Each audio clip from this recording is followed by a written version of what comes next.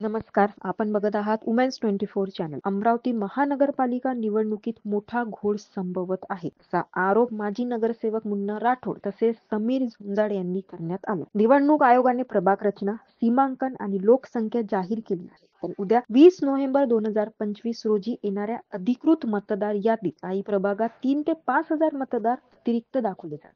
काही 2 ते 3 हजार कमी केले आहे. मतदार यादींची तारीख 3 वेळा ही बदललेली आहे. पारदर्शकतेवर प्रश्नचिन्ह उभे राहिले आहे. बिहारसह अनेक राज्यात मतचोरीचे आरोप झाले. अमरावतीतही तीच शक्यता दिसते. जिल्ह्याचे पालकमंत्री आणि भाजप नेते उघडपणे 50 ते 55 जागा जिंकण्याचा दावा करत आहेत. पण गेल्या 9 वर्षात भाजपाच्या सत्तेत शहर कचऱ्याने भरले, मालमत्ता कर 10 पट वाढला, कोट्यवधींचे भ्रष्टाचार उघड झाले, साफसफाईचे ठेके लुटले, आरक्षित जागा बिल्डरांना विकल्या, वाहतूक व्यवस्था कोलमडली, तरीही मूलभूत सुविधा नाही. अमरावतीकरांनो, हा दावा मतचोरीवरचा आधारित आहे का? निवडणूक पारदर्शक आणि लोकशाही पद्धतीने व्हावी, मतदार यादीत घोळ होऊ नये, नागरिकांच्या हरकती सोप्या पद्धतीने, शहरांच्या विकासासाठी खरी लोकशाही हवी, मतचोरी नाही. या पत्रकार परिषदेचं मागचं कारण असं आहे की आमचा आरोप आहे की अमरावती महानगरपालिकेच्या निवडणुकीमध्ये मतचोरी होण्याची शक्यता, दाट शक्यता आहे.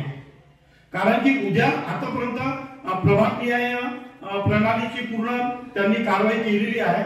उद्या अमरावती महानगरपालिकेची अधिकृत मतदार यादी घोषित होणार आहे. परंतु आम्हाला जी भेटलेली माहिती या सूत्रानुसार आणि खरी माहिती तर कदाचित तुम्हाला आम्ही जी आज देणारी माहिती तुम्हाला उद्या वर्तमानपत्रामध्ये महानगरपालिकेने घोषित केली तुम्हाला दिसेल. म्हणजे आजच आम्ही तुमच्या त्यांच्यावर आरोप करून आलो आणि तुम्हाला आजच माहिती देऊन आलो. उदाहरणार्थ माझा प्रभाग आहे 18 नंबर राजापेठ. त्या प्रभागामध्ये म्हणजे आरक्षण घोषित करत असताना, प्रभाग निहाय आरक्षण घोषित करत असताना अमरावती महानगरपालिकेने त्या प्रभागाची लोकसंख्या 24,909 घोषित केलेली आहे. आणि उद्या त्या प्रभागाची मतदार यादी 30,443 हे घोषित होणार आहे. असे अंदाजे कमीत कमी 11 प्रभागामध्ये, 12 प्रभागामध्ये 3,000, 2,000 ते 6,000-10,000 पर्यंत मतदान वाढवण्यात आलेले आहे. आणि काही प्रभागामध्ये मतदान कमी करण्यात आलेले आहे. यावरून हे सिद्ध होते. त्याच्या मागे तुम्हाला दुसरा एक अजून सांगतो की यांनी अधिकृत मतदार यादीची बाबतची घोषणा करण्याकरिता 3 तारखापर्यंत बदल केला, 3 तारखेमध्ये बदल केलेला आहे. उद्या शेवटची तारीख ठेवलेली 20. म्हणजे कुठेतरी दाट शक्यता आहे मतचोरी होण्याची किंवा घोळ होण्याची. म्हणून याबाबत आणि महानगरपालिकेने काय केलेले आहे की हे जे महानगरपालिकेची जे निवडणूक होणार आहे ते 2024च्या विधानसभेच्या मतगणना किंवा मतयादीप्रमाणे होणार आहे. तो सरकारपासून, सर्व विरोधी पक्षापासून सर्वांनी आरोप लावलेला आहे की 2024 मध्ये विधानसभेमध्ये अंदाजे 65 लाख मतदान वाढलेलं आहे. मग अर्थातच म्हणजे महानगरपालिकेमध्ये तर वाढलेलं मतदान होईल. मतचोरी ठरलेल्यानुसारच होणार आहे. फक्त यांना ते कशा प्रभागामध्ये कसे वाढवायचे आहे, त्याचं कसं प्लॅनिंग करायचं आहे, हेच काम फक्त शिल्लक राहिलेलं आहे. म्हणजे काही प्रभागात, आता गोपालनगर सुदगिरी प्रभाग आहे, त्यात 9,000 पण उद्या तुम्हाला दिसतील.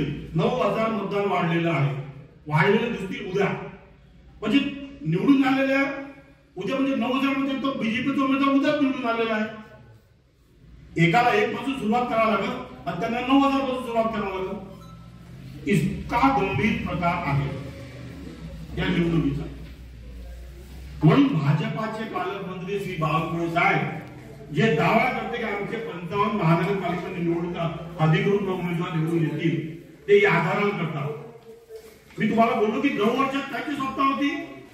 इतका भ्रष्टाचार झाला, कचऱ्याचे इतकं ओरड सुरू आहे जिल्ह्यामध्ये, महानगरपालिकेमध्ये. तुमच्या मालमत्ता बाबत आम्ही कितीदा तरी आंदोलन केले.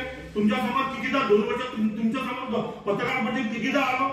आम्ही सिद्धही केले की कशा पद्धतीने त्याच्यात वाढ करण्यात आली.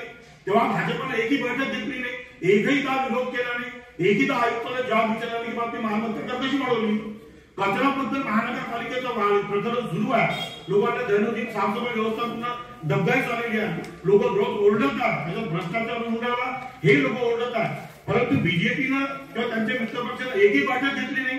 कारण की ठेकेदारच साफसफाईचे त्यांचे कार्यकर्ते आहेत. अशी परिस्थिती असताना म्हणजे मतदार हा त्यांना मतदान कसं देणार? अशा घडामोडीसाठी बघत रहा वुमेन्स 24 चॅनल.